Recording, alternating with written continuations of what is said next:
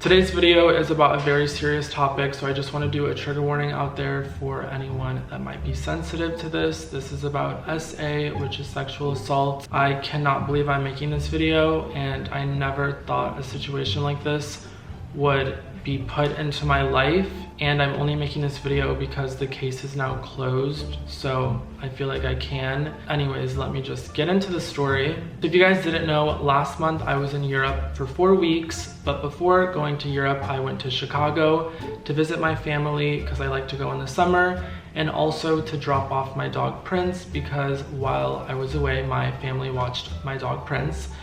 And I first went on a cruise for 7 days in Europe, and then after that I traveled with my one friend. While I was on the cruise, I got a call from my mom, and it was a text, and she said, "Did you drive your stepdad's car while you were here?" And I was like, I had to think, I was like, yeah, I think so. And she didn't really want to tell me why, and I was like, why? She goes, "Did anything happen?" And I was like, "What do you mean, did anything happen?" My first assumption was oh my gosh, is the car hit? Did they find a dent? Did I do something to the car? And she goes, "The police just came here looking for you." And my heart, guys, stopped. I got the worst anxiety ever, and my anxiety after that just got worse. She goes, "The police just came here with a photo of you and the car from Walgreens." And I was trying to remember, when did we go to Walgreens? And I remembered that the day after I flew into Chicago, my cousin and I went to Walgreens after we were visiting my brother's grave site for the first time, because my cousin wanted to leave something there at the gravestone. My parents stood at the cemetery. I drove my cousin, we went to Walgreens, and then we went back to the cemetery so my cousin could leave what she bought for my brother's gravestone. And then after that, we went out, ran some errands, and then on the way back home, we passed that Walgreens again, and I had to use the bathroom, so I quickly ran in to use the bathroom. And I remembered there was this really cute keychain that I saw when I went to Walgreens earlier in the day, and I was like, I should get it for my mom, because it was my brother's initial, and it was this plaster letter that had flowers in it, and my mom really loves that, so I was like, I want to get it for her. So I quickly went into Walgreens by myself. They waited outside. I went to the bathroom, bought that keychain, and then we went home. That was that. I didn't think much of it, and then eventually I went to Europe. I get this this text from my mom. I call her because I'm on this cruise on vacation with my friends, and I'm just my mind is wandering, what could have happened? And they didn't want to tell my mom any information. They just said, please have him contact us.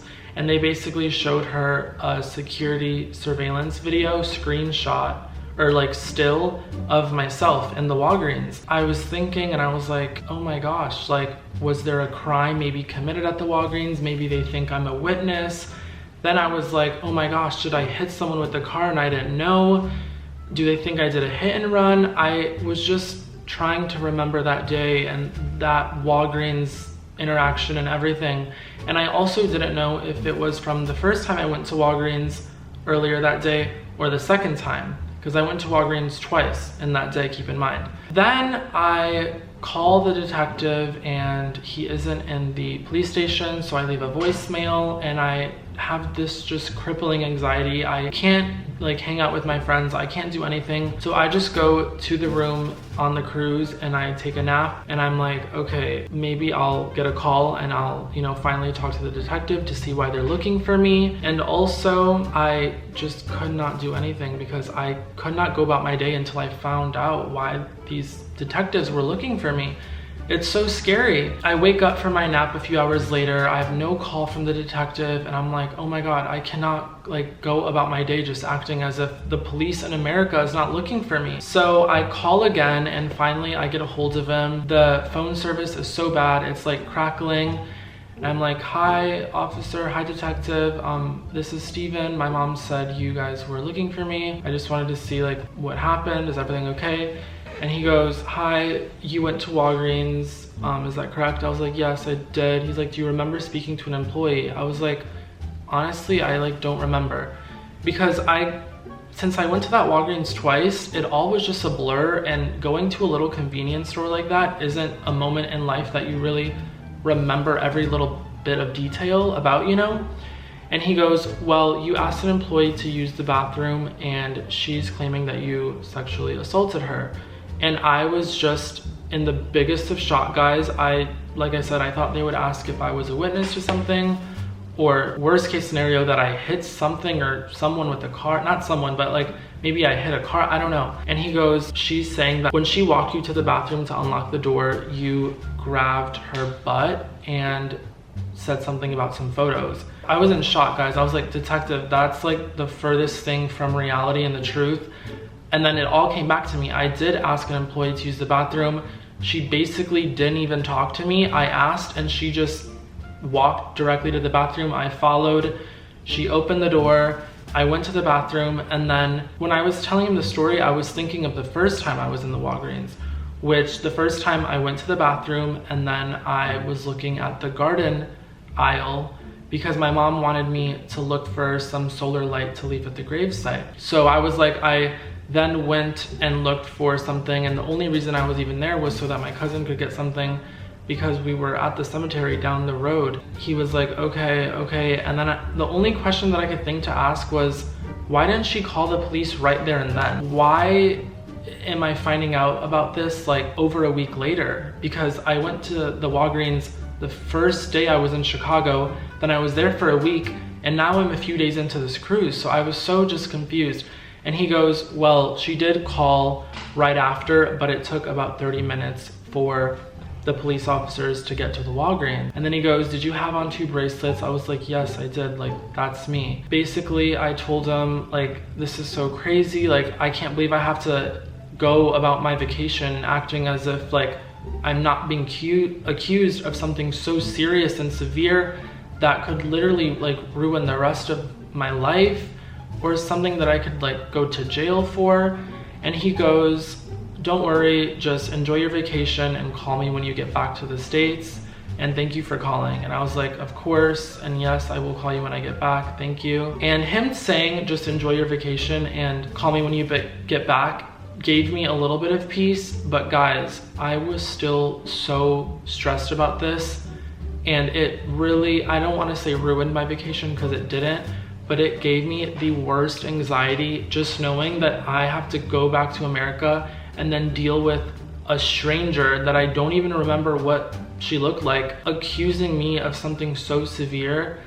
Also, I forgot to say that I did tell him I was gay and that I would never sexually assault anyone, let alone a girl. And he was just like, okay. So I go about my vacation, guys. 4 weeks around passes. I come back to America, and when I land, my mom picks me up. Literally in the car on the way from the airport, I call him back because I just have to take care of this. You know what I'm saying? It was in the back of my mind, and I'm just like, I have to figure this out. I call him. I was like, hi. I don't even think he remembered. He was like, who is this? I was like, it's me, Steven, Oscar.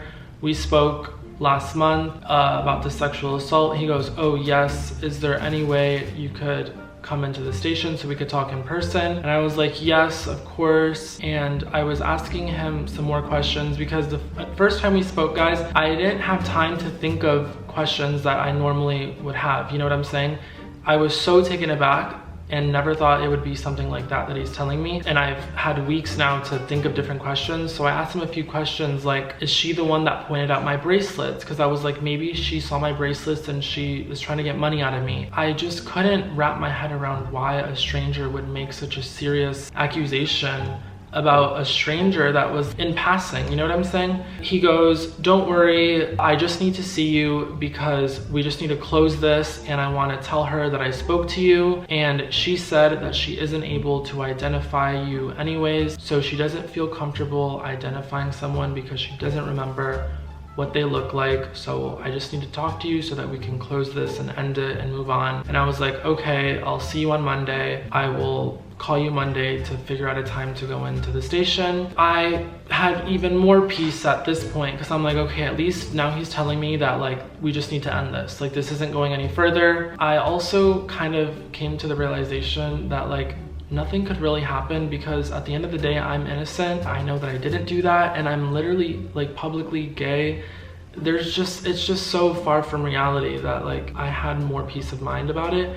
But it also just gave me so much anxiety at the same time, because people get accused of things they didn't do and they like get in serious trouble. People serve prison sentences for things they didn't do. But anyways, I went to the station that Monday and I talked to him, cleared everything, told him my story in person. We got to talk eye to eye. I told him like, I truly want to give this person the benefit of the doubt, and I pray that maybe she had some kind of psychosis or she's mentally ill. But at the same time, I'm a realist, and I know that people make horrible accusations and just do very evil things for their own benefit. And I couldn't help but think that this happened at her place of employment. When I say this happened, I'm like, this happened at her place of employment. Of course, it happened in an area where there's no camera view. And he said the exact same thing. He's like, I'm a realist too, and like, unfortunately, it's just so sad, but people do make up things all the time for their own personal gain. And I'm just so thankful that she decided to not identify me, even though I truly do believe that she just wanted to change her story. I then asked for a copy of the police report, and I got a full copy, and I found out who it is. I found her Instagram. I found the entire story that she told, and she basically said that I grabbed her butt with a flat hand, and that I asked her if I could take photographs of her. And then she texted her boyfriend, and then her boyfriend texted his parents, and his parents then called the police for her. It almost like makes me further believe that she totally made this up, because if this happened to you, why would you not call security in the store? Most Walgreens have security, but if not, why would you not go to a manager? Why would you not call the police directly yourself? Why would you text your boyfriend to then your boyfriend has to text his parents to then his parents call the police? And then the police came, she told them what happened, and they found me through the car license plate. That's how they found my parents' home. And from there, my mom obviously said, that's my son. That's how they found me. I'm just so happy that this is over and done with. And it just saddens me that like people are so evil to make such a heavy accusation about a stranger. Is so bizarre, and I don't know what she thought she would get out of it. I truly could only think money from me, money from her place of employment. And also I did see on the police report that she's a non-resident. So I was thinking maybe she thought that she could get citizenship from this, because I have heard that you can get citizenship if you're a victim of domestic violence. I don't know if you're a victim of sexual assault. I just don't know why someone would do this. It could have been for attention. I just don't know. Like I said, I'm just glad that it's over and done with. I have had the craziest last year of my life ever, and to have this on top of everything was the worst feeling ever. I could not stop thinking about it for a few days in Europe, but thankfully, like, God gave me peace and it just passed out of my mind. But every time I would remember, I would get the worst full body crippling anxiety. And I'm just so thankful that the detective was so nice and polite, and I feel like he kind of felt for me, and like he probably could tell I'm gay and probably saw everything clearly. I mean, these detectives have to be somewhat intelligent, you know? Not somewhat, they have to be extremely intelligent in my opinion. So that is the story of how I was accused of sexual assault by a literal stranger at Walgreens that I asked to open the bathroom. I hope you guys enjoy this crazy ass story. Give it a thumbs up, subscribe if you're not. I love you so much. Follow me on Instagram, everything will be below. Thank you so much for watching again. I will see you guys in the next video. Bye!